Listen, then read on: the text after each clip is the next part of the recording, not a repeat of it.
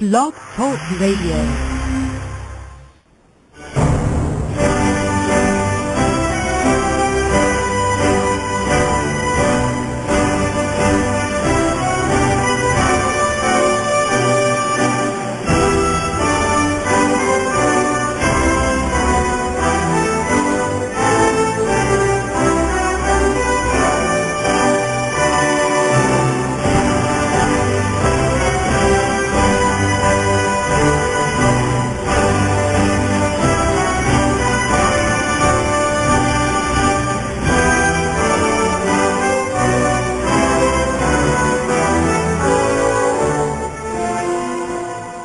Boa noite, meus amigos. Estamos aqui de volta. Como sempre, começamos invocando a Santíssima Virgem Maria, Santo Padre e Filho de Petrolina, para que roguem a Deus que nenhuma injustiça se cometa nesse programa. Eu queria lembrar a vocês aqui o curso A Consciência de Imortalidade, que eu vou estar proferindo aqui em Colonel Heights, Virgínia, de 11 a 16 de outubro de 2010. Informações e inscrições do senhor Eduí Ferro. E-mail edui@uol.com.br. Telefone 041-3527-0987 ou 041-9974-4443. Também queria pedir que vocês, se já contribuíram, continuassem ajudando aí, dando uma força para o Júlio Severo no blog http://juliosevero.blogspot.com. O Júlio tem desenvolvido uma luta heróica contra tudo que não presta no Brasil e, em função disso, de perseguições sofridas por causa disso, teve que ser retirado do país, está trocando de país como quem troca de cueca. Toda semana tem, né, ainda tem com 4 filhos, né, 3 filhos, a mulher esperando o quarto, né? Então, isso para vocês verem como o Brasil é uma democracia. Também queria pedir que vocês dessem uma força à candidatura do Ricardo Salles. Olha, eu vou dizer uma coisa para vocês, confesso, com toda sinceridade, nem sei que partido é o Ricardo Salles. Qualquer partido que o Ricardo Salles estivesse, eu votaria nele. Né? Aqui nós não estamos apoiando partido nenhum, isso aqui é uma coisa pessoal, que se refere a uma pessoa que eu conheço, pessoa honrada, um homem honrado, sério, inteligente, etc. Não está brincando. Deem uma olhada no site www.ricardosales.25200.com.br. Né? Outra coisa aqui, o meu amigo Percival Pudina, um dos melhores comentaristas políticos do Brasil, colunista do Mídia Sem Máscara, que muito nos honra com a sua presença, né? Autor dos livros Crônicas contra o Totalitarismo e Cuba, Tragédia da Utopia, vai estar lançando seu terceiro livro, Pombas e Gaviões, pela editora AGE, no dia 1º de outubro, sexta-feira, na Livraria Cultura do Bourbon Country, em Porto Alegre. Então, pode ter certeza que vai ser uma leitura, vamos dizer, muito importante para vocês. O Percival Pudina, eu acho que é um dos 3 ou 4 brasileiros que sabem escrever, escreve maravilhosamente, deliciosamente. Não perco uma coluna dele. E além também ser, como o Ricardo Salles, um homem honrado, sério. Então, olha aí, mais informações vocês podem pegar no site www.pudina, com 2 Gs, Pudina, PUDGINA.org, ou pelo telefone 051-3028-4033. Olha aqui, gente, se tem uma coisa que eu não gosto no mundo, é abaixo-assinado. Porque abaixo-assinado, sobretudo de intelectuais, é o gênero literário no qual o Brasil é mais prolífico, não é isso? Tem camarada aí que, se você pegar todos os abaixo-assinados dele, é comprar obras completas do sujeito, é só abaixo-assinado. Né? Então é mania de esquerdista essa porcaria, né? Então não gosto disso. Mas agora eu tive que inventar um. Tá certo? Por quê? Eu estive lá na Colômbia e vi esse caso do Coronel Plaza Vega e fiquei de cabelo em pé com essa história. Por quê? Porque eu li os trechos do processo. Eu vi na minha frente. A coisa me chamou a atenção, ainda estava todo mundo falando disso, saiu a condenação do Coronel Plaza Vega 30 anos de cadeia nos dias em que eu estava lá. E eu fiquei curioso e descobri lá o endereço do advogado do homem e fui lá perguntar que porra é essa, né? Daí uma assessora dele, muito gentil, ficou conversando com a gente quase 5 horas, nos deu o processo para ler, tirei cópia dos documentos, e quanto mais eu lia aquela coisa, mais ficava assustado, porque é o processo mais absurdamente furado que já se viu na história universal. Mais furado que esse, parece que o do Alejandro Penha, na Venezuela, vai ser um pouco mais furado, mas aquilo ali até aquele momento era recordista.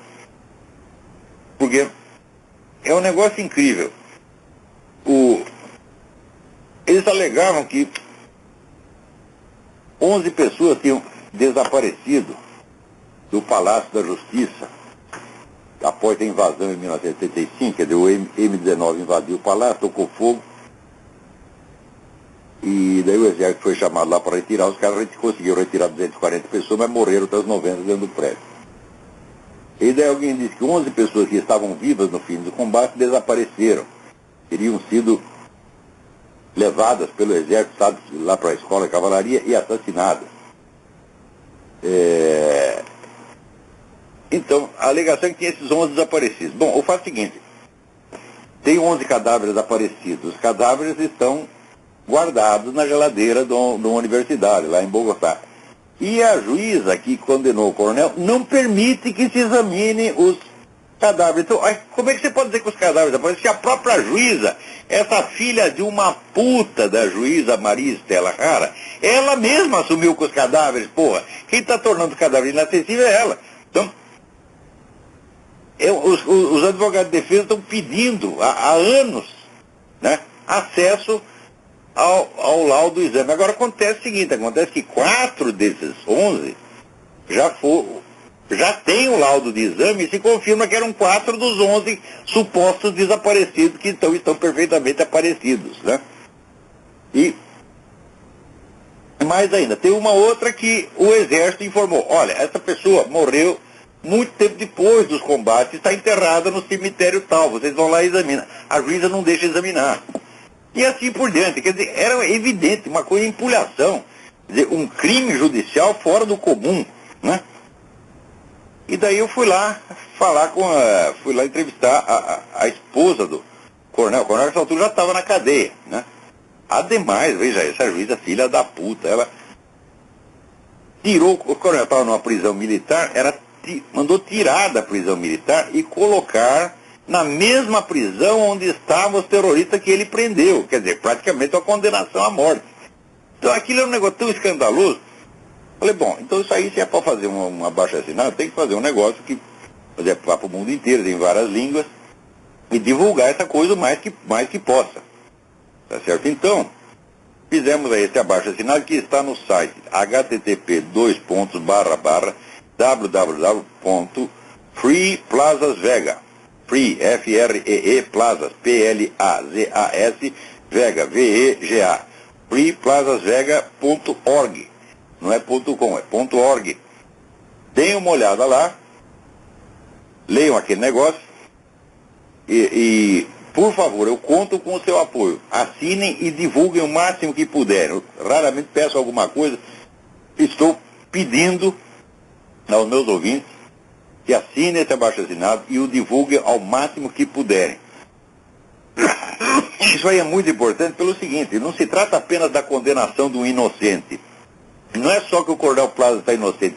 O crime não aconteceu. Não é que o coronel não está culpado. Ninguém é culpado. Não houve o crime, porra.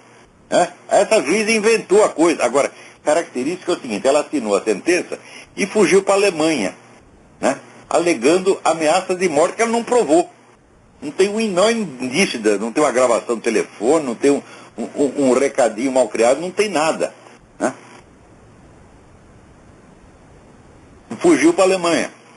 Então, tem bom motivo para fugir, porque ela sabe que quem tinha que estar na cadeia é ela. Então nós estamos pedindo não apenas a libertação do coronel Plazas, que não fez absolutamente nada, que é um herói nacional, o cara que cumpriu o seu dever exemplarmente, mas que metam na cadeia esta canalha, essa filha da puta vigarista chamada Maria Estela Rara. Tá certo? vamos dizer, aquilo ali é crime premeditado. Não é erro judiciário, não, é crime premeditado. Tem alguém na linha aí, quem é? Alô, Olavo. Eu? Aqui é Alexandre de Munique. Alexandre, tudo bem? Tudo bem. Olha só, eu queria saber se você está a par da situação de um político da Alemanha chamado Thilo Sarrazin. Não estou sabendo de nada. Eu tenho visto nos jornais da Alemanha, isso daí todo dia aparece uma notícia de capa sobre esse cara há mais de um mês. E tem uma discussão muito grande aqui e eu não vejo nada na mídia do Brasil, por exemplo, eu não vejo nada. Soletra o nome do cidadão, por favor. Thilo. Thilo. O sobrenome é Sarrazin. Thilo Sarrazin. Esse cara, isso. Esse cara escreveu um livro agora, que a tradução seria Alemanha se extingue, alguma coisa desse tipo. Ele expõe algumas teorias dele e ele fala que a Alemanha não precisa ter muitas preocupações para integrar esse pessoal que vem de outros países, principalmente de origem árabe e turca, que eles não querem se integrar aqui e que eles também não querem contribuir em nada para melhorar o país. É claro, eles não se preocupam com a educação dos filhos deles e querem engolir o país. E que ele não gostaria que os netos dele vivessem num país onde a maioria era de gente desse tipo. Aí o que acontece é que o pessoal do próprio partido dele agora quer chutar ele do partido, e tem muita gente que falam que se ele montasse um partido só dele, muita gente ia votar nele, né? Ele diz que ele não faz isso, mas ele está com muito apoio popular nas ideias dele. O mundo de todos os partidos. É muito dinheiro que está circulando nessa coisa. Aqui a Angela Merkel, a Angela Merkel, o pessoal está até meio decepcionado com ela, porque ela tomou uma postura politicamente correta, né? O pessoal esperava que ela tomasse uma postura mais conservadora, e ela foi contra o cara também e tal, e tá todo mundo jogando pedra nele, os políticos, né? Apesar das ideias dele terem um grande apoio popular. Eu queria só que os conservadores, a única coisa que eles conservam é o próprio patrimônio, conservam e aumentam. É só isso que eles conservam, porra, tá entendendo? Agora, a gente devia enlatá-los e botar eles em conserva, tá entendendo? É um bando de sem vergonha, tudo vendido, rapaz, um negócio impressionante, aqui também. Agora, aqui o negócio é... Qualquer lugar que o pessoal toca em muçulmano é proibido, né? Você vê que os caras compraram de todo mundo, né? Você pode falar de todo mundo, você tocou no muçulmano, todo mundo começa a tirar pedra em você já, né? Então, o negócio, o que eles têm de tão sacrossanto assim? Eles não podem falar dos outros, não podem falar dos religiões, a outra religião também tem que poder falar dele, porra. Tá? Pois é, né? Eles têm que ter o princípio de reciprocidade. Eu, sinceramente, acho que os muçulmanos, num país não muçulmano, eles têm que ter os direitos que a lei islâmica dá às pessoas de outras religiões no país muçulmano. Exatamente a mesma coisa. Agora, aqui, meu filho, aqui eles têm direito a tudo, a toda a proteção. Veja, aqui já tem 35 campos de treinamento de terrorista da Al-Qaeda, aqui dentro dos Estados Unidos. E você vai falar alguma coisa, as pessoas dizem, não, é um direito constitucional que eles têm. Eles montam lá o seu acampamento e treinam assim, atentado, como enforcar pessoas, né? Como soltar bomba. Então lá treinando. A lei americana os garante para que eles façam isso. Agora, experimenta você tentar montar, sei lá, pega uma igreja protestante, vai montar uma igreja protestante, vai montar uma igreja católica, vai montar uma sinagoga na Meca para ver o que te acontece. Você não pode nem entrar na Meca. Então, é o seguinte, peraí, o que é certo, não é questão de ser pró-islâmico ou contra-islâmico, não, o que é certo, o direito que vocês dão é o que vocês têm que ter. Aqui, o Geert Wilders, outro dia num discurso, lembrou a frase do Abraham Lincoln, que é a coisa mais certa, isso aqui é lei divina. Foi o Abraham Lincoln que disse, mas é a expressão da lei divina.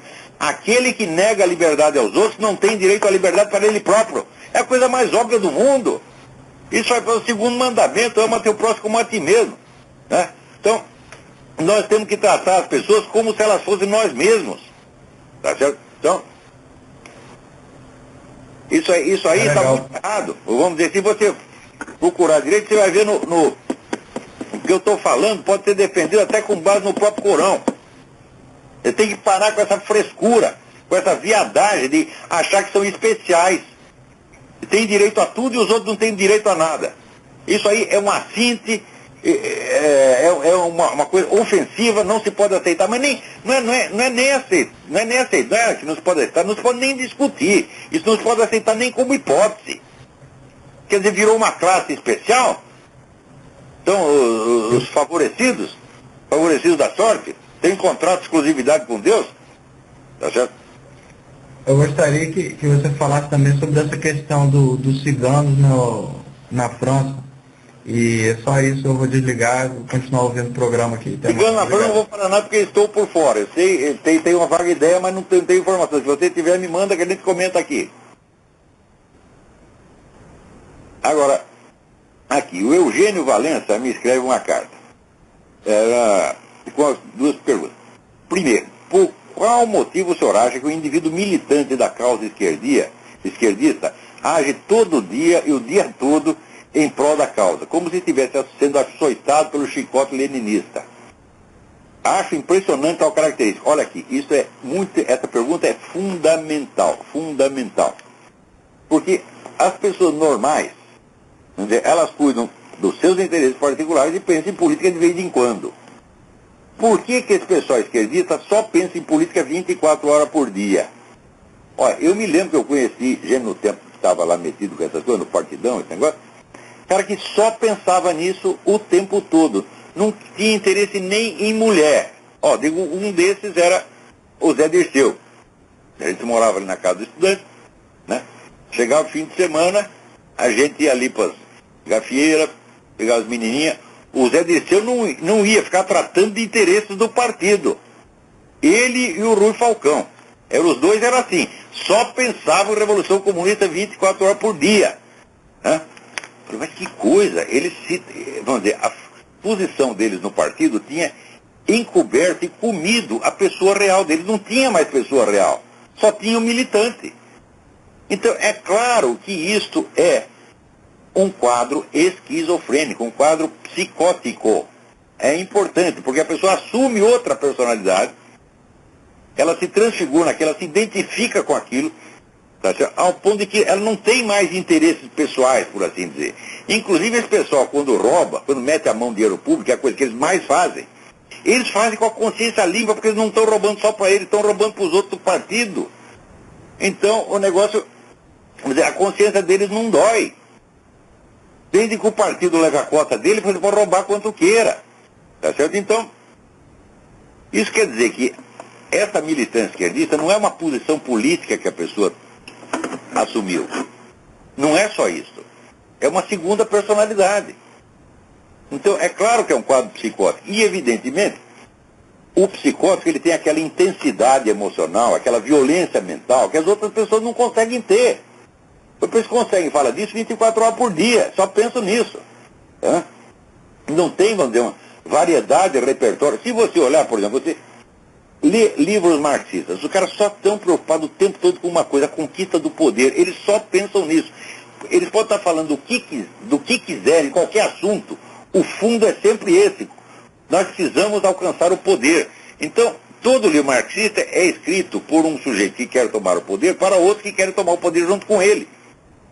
Então, eles não dizem o que estão vendo, eles não dizem o que estão sentindo, eles dizem o que eles acham que você tem de acreditar para você dar o poder para eles. Então, é sempre uma linguagem dupla, tem dois andares a linguagem, né? Então, uma pessoa que está por fora, que lê aquilo, tem lá um monte de palavras em código que ele não entende, só a militância entende. A não ser que você adquira alguma prática, estude o negócio. Então, você vê, Eu sempre digo que tem duas maneiras de você mentir. Uma eu chamo de contaminação, a outra eu chamo de intoxicação. Contaminação é o seguinte, você fala um monte de coisas verdadeiras ou inócuas e coloca uma mentirinha lá no meio, mas uma mentirinha decisiva, bem disfarçadinha. Então você engole aquilo sem perceber e depois aquilo vai desencadeando um efeito gradativamente, vai tomando ali o seu subconsciente e afetando o campo inteiro da sua percepção do mundo. A segunda maneira, que eu chamo de intoxicação, é o seguinte, o sujeito mentiu o tempo todo, em tal velocidade, com tal variedade, que você não aguente, você não dá para você discutir com o cara, porque para desmenti-lo você precisaria escrever uma enciclopédia.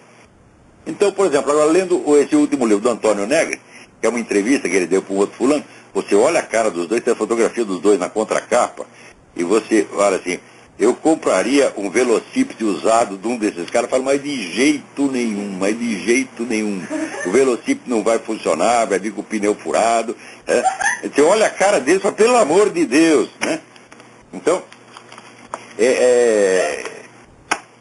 ali Al Capone e Luke Luciano, né? Então, eu já fiquei com medo de ver a cara deles ali atrás. Mas quando você vai ler, o Antônio Negri, ele consegue mentir com uma intensidade que ele não para. Assim, a média é 3 ou 4 mentiras por página. Então, quando você chega na página 5, você está completamente derrotado. Você fala, olha, ou eu vou engolir tudo que esse cara está falando, ou então vou jogar esse livro fora já. Porque é tanta mentira, mas tanta. Né? Então, como é que o cara consegue fazer isso? É porque isso não é uma posição política que ele tem. Ele não controla esse processo. Ele não está mentindo deliberadamente. Não. Ele se incorporou à máquina de mentir. Ele já se transformou naquilo. É uma segunda personalidade. Então é claro que é um quadro psicótico. Toda, vamos dizer, participação direta ou indireta na mentalidade revolucionária é psicose, gente. É psicose, isso já estava descrito no começo do século XX, essa psicose, né, se chama delírio de interpretação, estava descrito pelo grande psiquiatra francês, Dr. Paul Sérieux, né, no livro Les Folies Résonantes, As Loucuras Raciocinantes. É um livro de 1910. Está descrito, ele não estava pensando em política, não estava pensando em nada, ele estava simplesmente descrevendo um quadro clínico. Quando você lê, mas isso aqui é a mente revolucionária, meu Deus do céu. Então, é por isso que a pessoa não aguenta discutir com os caras, porque eles têm uma violência mental que a gente não consegue. Por exemplo, eu falei, lá no Accuracy Media, o meu amigo Cliff Kincaid, ele faz lá uma coleção de frases aberrantes, insultuosas, absurdas, ofensivas, ameaçadoras, ditas por esse pessoal de esquerda, não acaba mais. Eles dizem assim, nós vamos matar você, nós vamos estuprar sua mulher, nós vamos matar seu filho. Eles falam assim. E daí você chama o cara de filha da puta, ele, me ofendeu, me ameaçou, puta merda, quer dizer, é uma diferença tão grande entre os direitos que eles se arrogam e o espaço quase nulo, o espaço, vamos dizer, estreito, opressivo, minguado que eles dão aos outros, por exemplo, esse policiamento do vocabulário, negócio politicamente correto, você não pode falar isso, você não pode falar aquilo, você não pode falar aquilo, mas pode ser filha das putas chegar e dizer, olha, nós vamos extinguir toda a raça branca, por exemplo. Dizem isso, né? Ou então, tem que matar todos os judeus. Eles falam isso. Não é nenhum nem dois, são centenas deles que falam isso de jeito importante, não é um maluco que está bêbado na esquina. O cara fala isso da cátedra universitária, fala isso no parlamento, né? E o outro lado fica quietinho, porque se inibe. Ou então, decide, né? Outro dia eu recebi uma carta aqui de um grande erudito americano, não, nós precisamos conversar com esses radicais islâmicos, né, de maneira amável e piedosa. E amável e piedosa o caralho! O que é isso? Não se pode discutir de maneira nem amável, nem piedosa, nem educada com essa gente. Você está dando a eles uma honra que ele não tem. Quer dizer, o sujeito vem e diz, olha, eu vou matar você. Daí você fala assim, o senhor me desculpe, mas eu tenho uma leve discordância. O que é isso, porra? Você mesmo está entrando numa situação psicótica e você está desenvolvendo a mesma psicose às avessas. Quer dizer, você está aceitando aquela visão do mundo de um louco e se adequando a ela. Aliás, isso acontece. Quem quer que tenha tido um louco em casa sabe que, de fato, é mais fácil ele deixar os outros loucos do que você curar ele, porra. Né? Você vai se adaptando àquelas maluquices. Eu tinha lá um parente que, de vez em quando, ele tinha impulso de matar a machadadas um outro cara da família, infelizmente não era eu. E aquilo já estava virando rotina. Se acordar, o fulaninho já matou o outro hoje? Não, ainda não. Né? Então você vai se adaptando àquela porra, daqui a pouco você, tá entendendo? Você cedeu tudo. E o cara virou chefe do negócio. É assim, é isso que nós estamos vendo dia após dia. Por exemplo, a gente vê essa mendacidade desse pessoal do PT que está no poder. Eles mentem de uma maneira, assim, que não para. O Lula é assim, 4, 5 por dia, porra. Agora chega esse outro Michel Temer, acho que esse é pior que o Lula. Porque você tem aquela cara de ostra, tá, né? E, aquele negócio do que o Lula tinha proposto transformar as Farc em partido político, ele diz, o Lula não disse nada disso, mas ele disse com a melhor das intenções. Eu digo, mas se ele não disse nada, como é que pode ter dito com boa ou má intenção? Quer dizer, na mesma linha, o cara diz, eu estou mentindo, eu sou vigarista, né? Tem que ter, sabe, aqueles carimbinhos na testa, assim, ó, vigarista, né? Olha, uma boa ideia, eu vou fazer um carimbinho desse, e quando os caras vierem com essa conversa, pá, rapidamente cair, mas tem que ser tinta indelével, para nunca mais sair. Então, enquanto o Michel Temer carimbo lá em vermelho, vigarista, tá? O Lula também, pá, vigarista. Aí quero ver aparecer em público. Né? Vai ter que usar um bonezinho. E o bonezinho do PT, né? Já devia ser para isso, para ocultar o carimbo. Então, agora aqui. Está aqui, o Centro Interdisciplinar de Ética e Economia Personalista está promovendo um curso sobre Em Busca de uma Sociedade Livre e Virtuosa. Ora, tem alguns conferencistas bons lá, inclusive meu amigo Biratã Ior, mas eu não acredito nessa história de você dizer, não, nós queremos montar uma sociedade virtuosa. Isso aí é uma bobagem, uma bobajada. Veja, o nível da convivência social não depende de você ter nenhuma concepção da sociedade, não depende de você ter nenhum plano de sociedade virtuosa, não depende sequer de você ter ideais, depende só de uma coisa. Depende de você atuar contra as forças corruptoras que destroem a sociedade. Você não precisa ter uma proposta positiva, meu filho. Por exemplo, você pega aí a polícia. Para que existe a polícia? Ela existe para combater o crime. Ela não vai fomentar os bons costumes, por quê? Os bons costumes são normais, não precisam ser fomentados, meu saco. Se você eliminar, se você combater impiedosamente, tá certo? As forças da decadência, da corrupção, da mentira, o resto a sociedade faz por si. As pessoas, você não é o único que tem ideia boa. Veja, quantas pessoas tem no Brasil? 180 milhões de pessoas? 190? Então, cada um deles tem uma boa intenção na cabeça. É só você eliminar os obstáculos e as pessoas realizam as suas boas intenções, que uma cabeça humana jamais poderia abarcar. Você não pode conceber de antemão todas as ideias boas, produtivas e humanitárias que as pessoas vão ter nos próximos 50 anos. Não é possível. Então, ter uma concepção integral da sociedade, boa e virtuosa, é perda de tempo, meu filho. Só precisa combater o crime e a mentalidade revolucionária. É só isto. É só isto. Você não precisa ter belos planos para a economia, você não precisa ter belo plano para a educação, para nada. É só deixar que a sociedade tenha a sua iniciativa e as pessoas que têm poder e influência que tratem de combater o mal. Eu já disse para vocês, não existe mal maior no mundo do que a mentalidade revolucionária há 300 anos.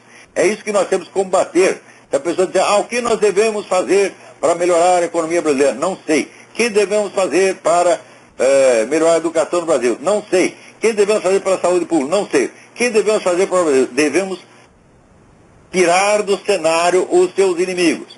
O resto, deixa que o povo tenha a sua iniciativa e todo mundo saberá ter lá a sua ideia boa e lutar por ela. Cada um no seu campo. Agora, se você vem com uma concepção integral de sociedade, você já está pensando exatamente como o movimento revolucionário. Prestem atenção. Até o advento da modernidade, ninguém jamais pensou em sociedade melhor. Ninguém pensou. Porque todo mundo sabia, por instinto, que a sociedade resulta de milhões de iniciativas que ninguém controla, porra. Você está entendendo? Então, as pessoas tratavam de enfrentar os males que estavam ao seu alcance, sem ter nenhuma concepção global de uma sociedade melhor. Agora, depois que veio o movimento revolucionário, até os inimigos deles querem ter uma concepção de uma sociedade melhor. Outro dia eu estava lendo ali o livro do famoso Patrice Latour Dupin, que é um teórico da direita francesa, teórico conservador. Vem ele lá com a concepção da sociedade cristã perfeita. Eu digo, mas que merda, porra! Nós não temos que inventar sociedade cristã nenhuma. Você pode pregar o cristianismo, mas querer a sociedade cristã é outra coisa. Prega o cristianismo 24 horas por dia. Não invente nenhuma sociedade cristã, pelo amor de Deus. Porque daí você já entrou no processo da mente revolucionária. Para realizar a sua porra da sociedade cristã, você vai ter que concentrar o poder. Então, um projeto de futuro fundado na concentração do poder, o que é? É a revolução de novo, e de novo, e de novo, e de novo, e ninguém sai dessa porcaria. Então, ninguém tem que ter programa positivo para a sociedade. Nós temos apenas que combater os inimigos, retirar o mal. É isso, olha, estudem Hegel. Hegel falava o trabalho do negativo.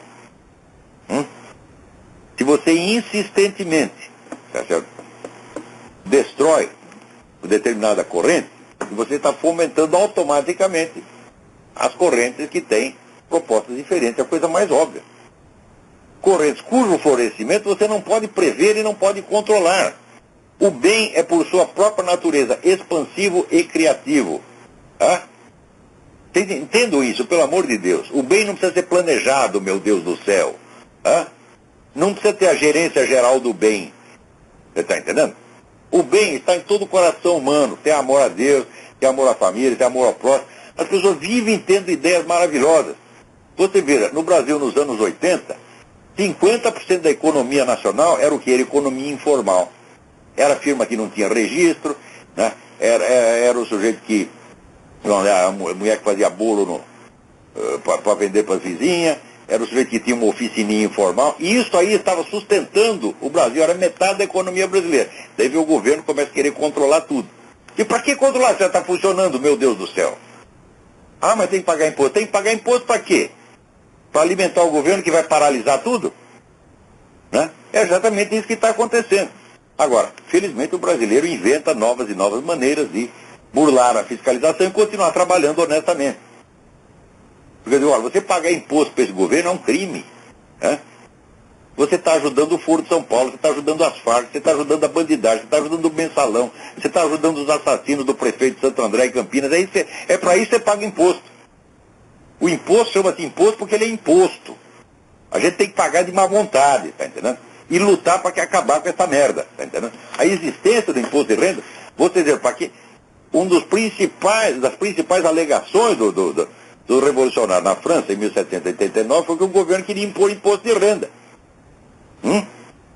Daí eles fizeram a revolução, que foi a primeira coisa que eles fizeram, impor imposto de renda. A revolucionária é assim mesmo, não se pode acreditar nesse tiro das putas. Então aqui, a segunda pergunta do Eugênio Valença, ele também perguntava,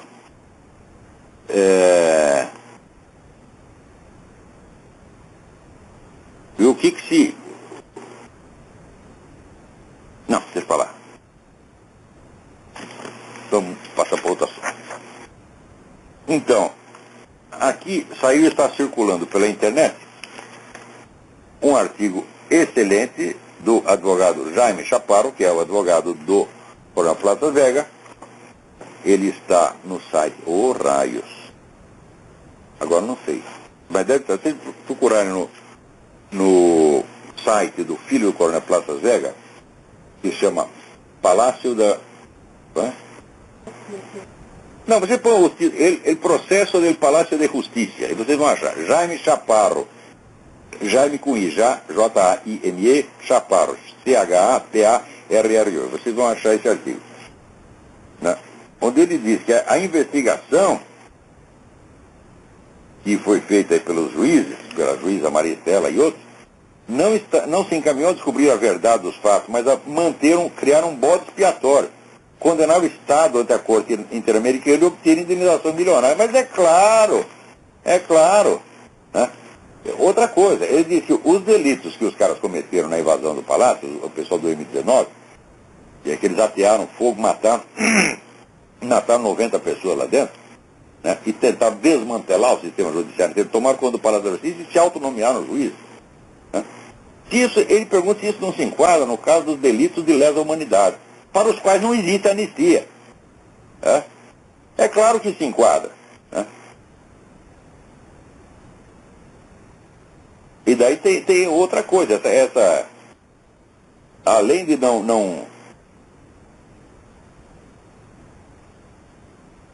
não permitir o acesso aos exames de ADN dos cadáveres, né, a juíza ainda usou lá uma série de depoimentos. Vocês vão lá, leiam no abaixo-assinado, vocês vão ver. Camaradas que não estavam sequer na cidade, o sujeito que estava na cadeia, cumprindo pena, vejam vocês, o cara estava cumprindo pena por falso testemunho. Né? E ele diz, ele estava numa outra cidade, lá a 200 quilômetros distante, cumprindo pena por falso testemunho, diz que ele foi retirado de lá para participar das operações de resgate. E o que é tanta escassez de gente assim que você tem que tirar o cara da cadeia? Né? O cara nunca esteve no local, não viu a merda nenhuma, inventou tudo. Pior. Depois, mais tarde, ele mesmo desmentiu o testemunho. Ele dizia, não, eu estive lá, eu vi o Coronel Plácido fazer isso, aquilo, isso entrou nos autos. Pouco tempo depois ele desmentiu, ele disse, não, eu recebi um dinheiro da promotoria para dizer isso. Esse segundo depoimento não entrou nos autos. Quer dizer, a mentira continua valendo, mesmo depois que o autor dela já desmentiu. Quer dizer, é um negócio tão escandaloso, tão escandaloso.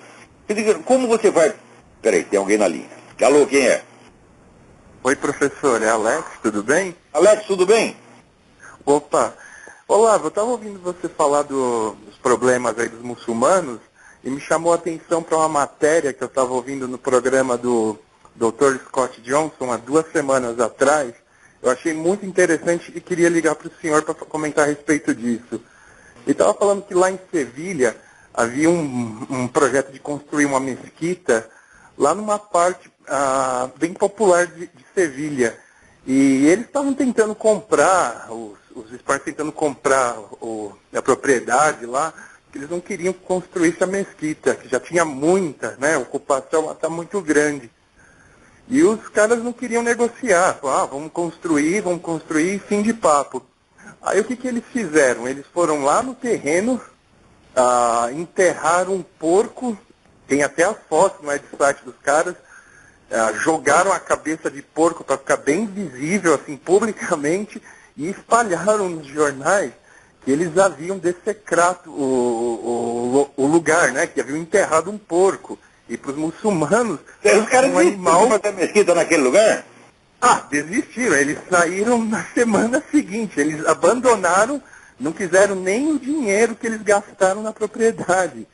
E é golpe baixo, muito interessante, porque eles fizeram publicamente, fizeram questão de que a notícia saísse em tudo quanto era jornal, para que isso fosse um recado para os muçulmanos, porque nenhum muçulmano iria frequentar aquela mesquita se fosse construída. Aí o que esse cara estava comentando no programa dele? Que durante a Primeira Guerra Mundial, os americanos estavam estacionados numa das ilhas da Indonésia e havia uma militância de muçulmanos se levantando contra os americanos ali. E eles estavam matando soldados, estavam fazendo o que eles fazem sempre, né?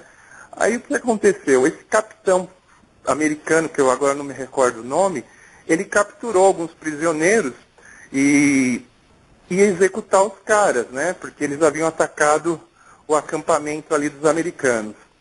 E o que ele fez? Ele pegou todas as balas que eles iriam usar para executar os prisioneiros, ele exibiu publicamente na frente de todos os prisioneiros as balas, as armas, e um dia antes da execução, ele pegou as balas que estavam ali, que eles estavam vendo que eles iam usar, ele ensaboou tudo ali com banha de porco, rolou no porco, enfim, tudo nas entranhas do porco, carregou os rifles e executou.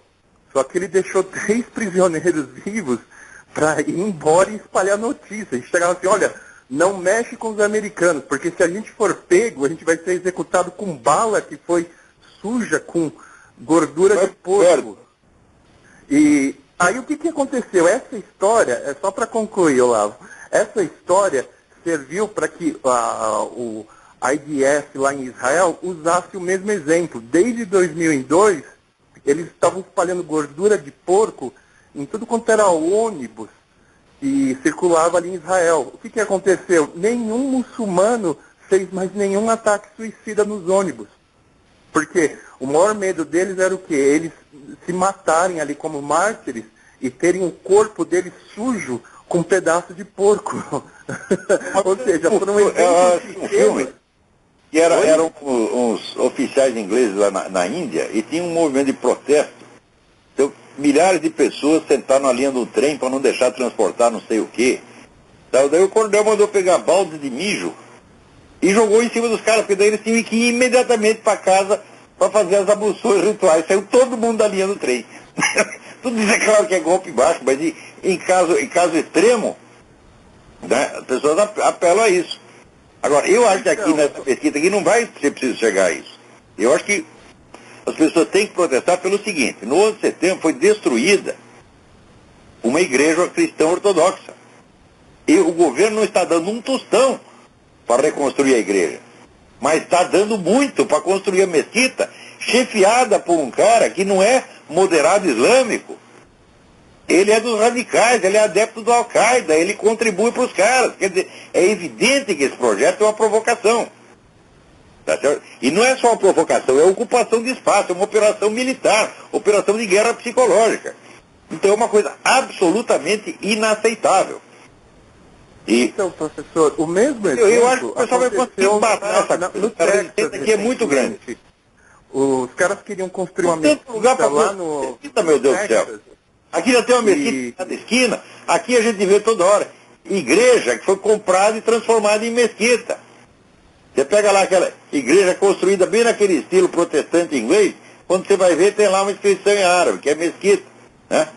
Então, você pode fazer mesquita em tudo quanto é lugar. O governo te protege aqui, a liberdade religiosa é realmente assegurada. O que mais os caras estão querendo, porra? Tá? Ô professor, chega depois na internet, a história que está acontecendo agora lá no Texas é bem parecida com a que está acontecendo em Nova York. Chegou um sujeito que quer construir um centro islâmico e uma mesquita lá numa cidadezinha do Texas. E o problema é o seguinte: o cara que mora ali do lado onde vão querer construir a mesquita é um fazendeiro que já mora, a família dele mora há 200 anos naquela propriedade e ele é criador de porcos. Esses árabes, os muçulmanos, aí sei lá, são árabes, chegaram e falaram assim: olha, você tem que pegar e sair daqui, você tem que mudar daqui porque você cria animal impuro e a gente vai construir a mesquita. E o cara ficou puto da vida porque ele falou: pô, eu já moro aqui há tanto tempo, meus pais moram aqui, eu tenho essa propriedade há 200 anos. O que o cara começou a fazer? Ele tentou reunir todos os vizinhos, comprar a propriedade que seria lá o centro islâmico. Os caras se recusaram a vender, eles levantaram $1 milhão, não quiseram vender. Ele falou: quem houve a proposta? Pode comprar os caras muçulmanos, eu vou fazer corrida de porco. Então toda sexta-feira que os caras se unem lá para começar a rezar, ele começa a fazer corrida de porco. Você faz um treco desse também. Você, por exemplo, pela lei brasileira, se você fizer isso, você é preso. Porque isso aí se chama ultraje a culto. Você sabe que o direito do ultraje a culto só o movimento gay que tem. Pode entrar um bando de traveco na igreja, na sinagoga, na mesquita, fazer o que quiser. Mas eu não sei como é a lei aqui. Aqui é a lei, talvez tenha leis estaduais. Então, esse negócio você pode incorrer no crime também. Então tem que tomar cuidado com essas coisas, né? Só que ele faz isso dentro da propriedade dele. Bom, era só... Bom, dentro da propriedade dele, aí tá certo. Ele faz a corrida de porco do jeito que ele quiser. Agora, então, aqui não é você chegar a isso, não. Passa no programa desse Dr. Scott Johnson, o site dele é contendingfortruth.com. É muito interessante, viu, professor? É só isso mesmo. Um abração. Tem uma coisa que é preciso entender. O Islã que está se expandindo hoje não é exatamente o Islã histórico. É uma nova versão criada a partir dos anos 30 por um maluco chamado Said Qutb, que é uma espécie de teologia da libertação islâmica. Então ele deu uma versão política do Islã. Então a primeira obrigação do muçulmano é derrubar todos os governos que não sejam islâmicos. E assim por diante. Isto se alastrou pelo mundo inteiro, está entendendo? Quer dizer, você encontrar um cara que entende, um muçulmano que entende que, olha, isso aqui é apenas a minha religião, eu fico com a minha, como está escrito no próprio Corão. Eu tenho a minha religião, você tem a tua. Você encontrar um muçulmano que entenda isso hoje é uma raridade. Os caras não entendem. Eles acham que eles têm a obrigação de matar todos os infiéis. Tá certo? Então, vamos lá, isso aí ninguém segura mais. Isso virou uma mentalidade revolucionária, né? E uma psicose, evidentemente. E como se pode discutir? Não tem acordo com esses caras. Ou você os assusta e manda embora, ou então não há o que fazer. Quer dizer, esse camarada da mesquita aí de Nova York está na cara que é um fanático louco, comprometido com o terrorismo. Como é que você vai discutir, né, amavelmente com o cara? Como diz outro, ele discutiu com caridade. Né? Caridade é dar um pé na bunda do cara, daí ele entende o que está falando, porra. Agora aqui, saiu na Folha de São Paulo uma entrevista com a cientista política Maria Celina de Araújo, dizendo que há um déficit de controle popular no Brasil, né? Porque a elite dirigente não tem transparência, ninguém fica sabendo de nada, o governo do Brasil é secreto.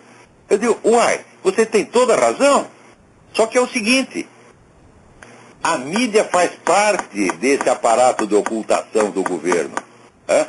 Veja você, o que aconteceria se 15 anos atrás a população inteira soubesse do Foro de São Paulo? Jamais teria havido essa ascensão da esquerda na América Latina, que hoje domina 12 países e vai dominar mais outros ainda. É? Isso jamais teria acontecido. Então vem essa putada toda, seu Otávio Frias, te encobriram tudo para que o Foro pudesse crescer e alcançar seus objetivos. Existe maior falta de transparência do que essa? Então você vem dar esses exemplinhos da Receita Federal, não sei o que, fala, ora, uma operação de ocultação desse tamanho supera tudo que a gente pode pensar. Isso aí não foi só o governo, não foi o governo e mídia. Né? Então, olha aqui, eu vou ler para vocês um parágrafo do livro do Alexandre Zinoviev sobre o gorbachevismo. Ele diz o seguinte: o curso da vida comporta fenômenos profundos e outros que são superficiais. Os primeiros raramente se mostram à superfície das coisas. Os atores levados pela corrente raramente os notam, e é ainda mais raro que admitam a sua importância. No mais das vezes, eles se esforçam para não vê-los, para minimizá-los, para dissimulá-los e exagerar a importância dos fenômenos secundários. Nos nossos dias, essa tendência atingiu proporções inauditas, essencialmente porque a humanidade inventou os meios gigantescos que visam a modelar e manipular a consciência das massas, entre os quais os meios de comunicação e a propaganda desempenham um papel decisivo. Então, veja, a função das comunicações de massa é encobrir e dissimular e manipular. Só isto. Não são meios de informação mais de maneira alguma. Inclusive a Folha de São Paulo, todas as empresas de mídia são organizações criminosas que operam em estreita colaboração com o governo para encobrir todos os fenômenos decisivos. O fenômeno mais decisivo da história do século XX na América Latina foi o Foro de São Paulo. Nunca existiu uma organização desse tamanho, nunca existiu uma articulação tão vasta e poderosa visando a consecução de uma estratégia política. Né? Então os caras dizem, isso não tem importância, é apenas um clube de debate. Eu digo, meu Deus do céu, leiam o depoimento do que os próprios líderes do Foro de São Paulo dizem. Leiam os depoimentos do próprio Lula. Olha, nós montamos o Foro e fizemos isso, e mais isso, e mais isso, e mais isso, e obtivemos esse resultado.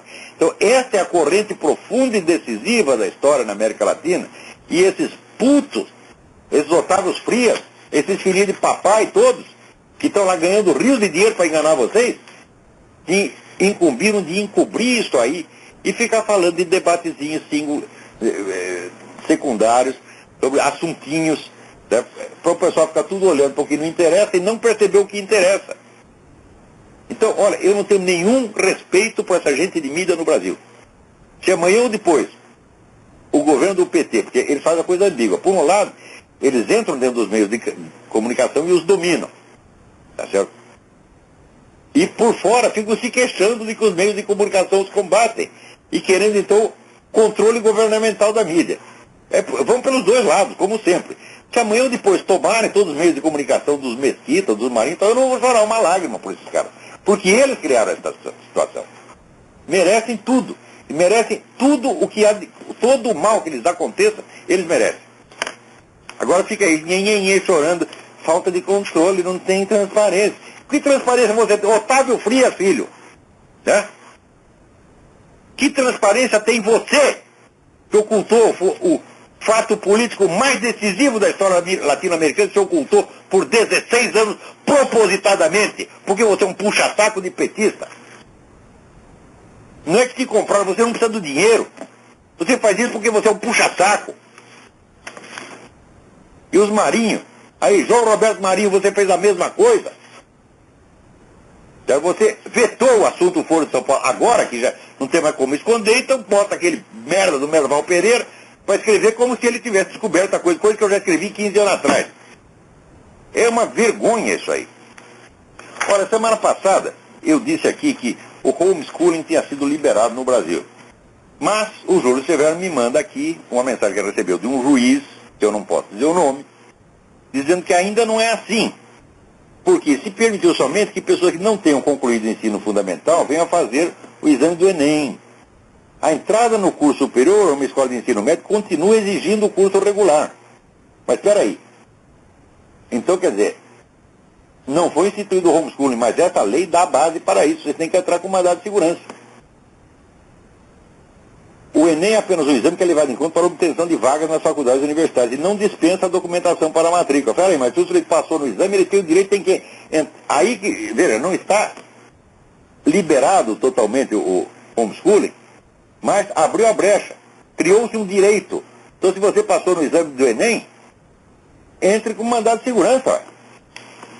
Nós temos que lutar, quer dizer, nenhum direito, nenhuma liberdade é dada de graça. Aqui o que eu estava falando, da igreja. Aqui. As autoridades da cidade de Nova York não estão, deu até no Estadão, não estão apoiando a reconstrução da igreja ortodoxa grega de São Nicolau em Manhattan, o único lugar de culto destruído do atentado de 11 de setembro. Por que tem que ajudar a construir a mesquita? Foi destruída alguma mesquita?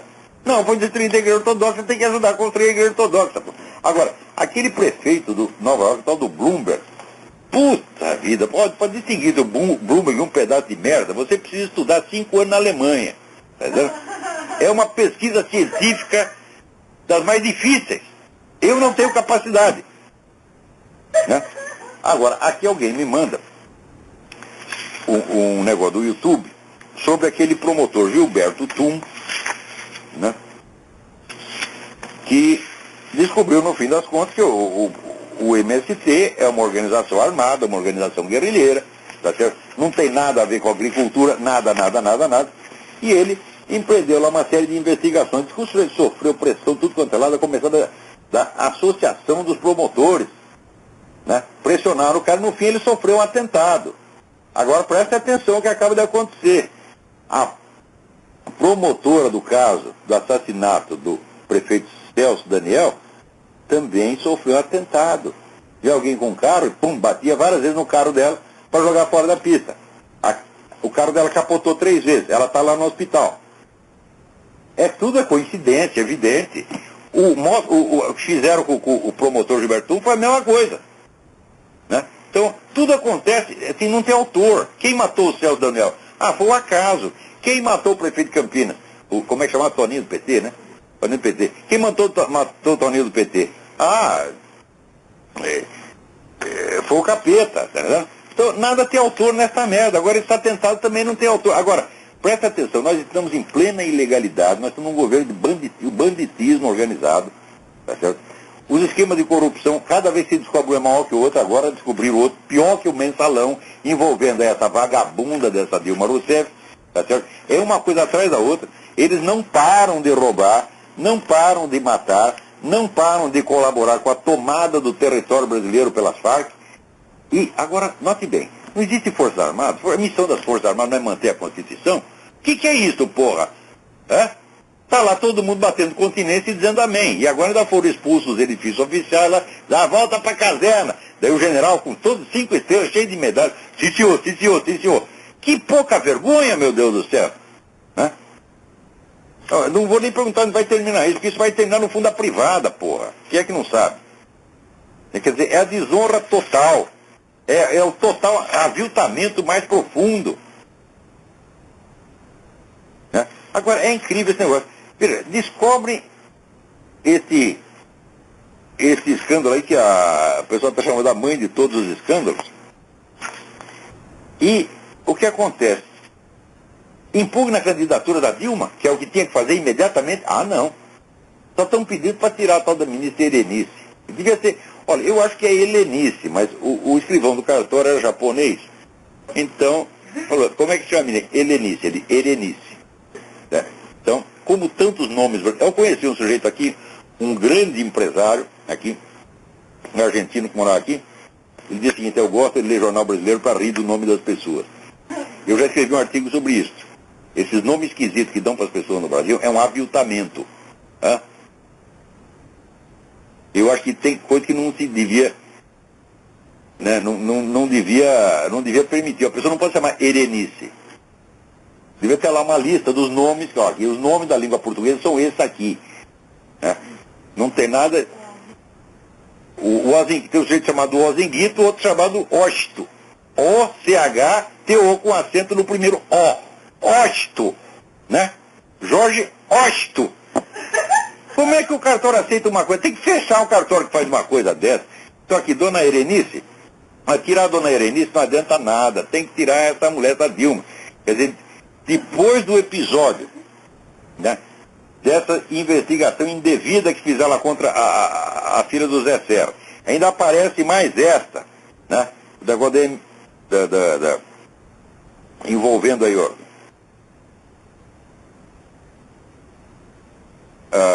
os assessores lá da Dilma, falou, pô, não dá para continuar assim, até onde? Agora, eu fico espantado com o pessoal das Forças Armadas, a subserviência. Não às leis que eles juraram defender, mas ao governo que infringe essas leis. Vocês estão obedecendo bandidos, vocês não têm obrigação nenhuma de defender essa gente.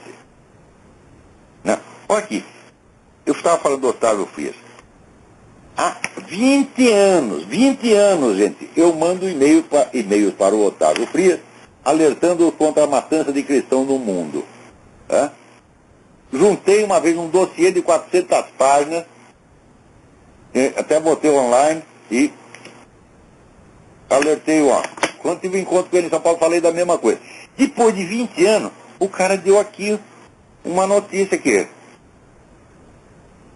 Casos como o de Sakineh Ashtiani, a iraniana condenada a morrer apedrejada, demonstra que a perseguição a muçulmanos é bem documentada. Como a perseguição a muçulmanos? Peraí. Quem está perseguindo o muçulmano? É o muçulmano que está perseguindo que ele chama de infiel. Ninguém está perseguindo o muçulmano, não. Quer dizer, o cara ainda consegue inverter. Ele dá a notícia e ainda inverte o sentido. A mulher está documentando casos, né, vamos dizer, de perseguição empreendida por muçulmanos a pessoas de outra religião, e o repórter diz perseguição a muçulmanos.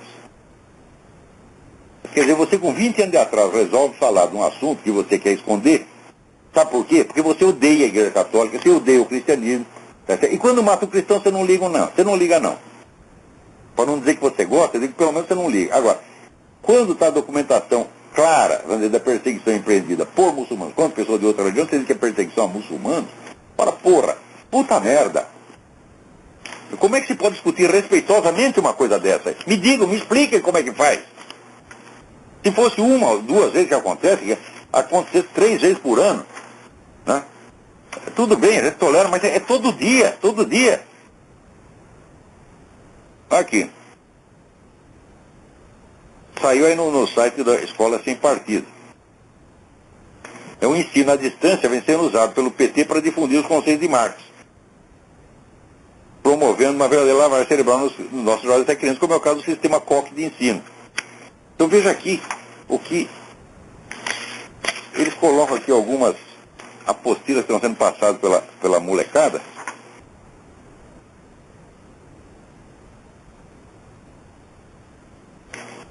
Tem que coisa aqui, né?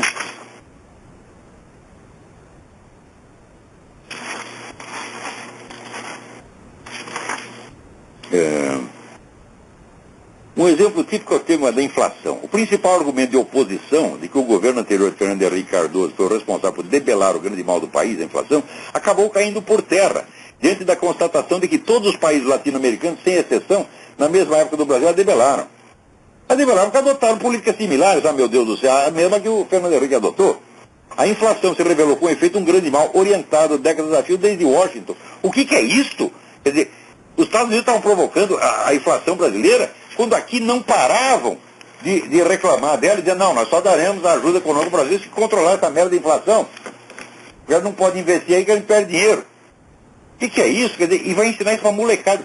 Um garoto de 12, 13 anos é indefeso contra uma mentira dessa. A mentira é evidente, é uma inversão completa da realidade. Mas o garoto é indefeso. E esses educadores brasileiros, então, se incumbem, né, disso aí, de enganar as crianças desde pequenininho. É por isso que quando o sujeito cresce e lê por acaso um artigo meu, ele fica chocado. Ele sente aquele escândalo na alma. Aqui, alguém me avisa aqui esse negócio. O tal seguro safra, só para variar, está sendo usado para quem nunca plantou porra nenhuma. O critério predominante é ser eleitor do PT. Acredite nisso. Informação é válida para o estado do Ceará, mas deve ser a mesma coisa para todo o Nordeste. Vamos investigar. Quem souber mais a respeito, me avise. Então, eu acho que o nosso tempo, infelizmente, acabou. Então, aqui, antes de terminar, diz que um sujeito aí, diretor do Porto, lá de Paranaguá, João Batista Lopes dos Santos, deu 2 tapas no Requião. Por que só 2? Eu estou aqui indignado, né? Outra coisa, não adianta bater no Requião uma vez por ano. Tem que bater todo dia, até ele aprender, porque uma vez por ano ele esquece. Aqui, João Batista Lopes dos Santos. Parabéns, João Batista, você fez o que tinha de fazer. Só tem uma coisa, faça mais. Até a semana que vem, muito obrigado.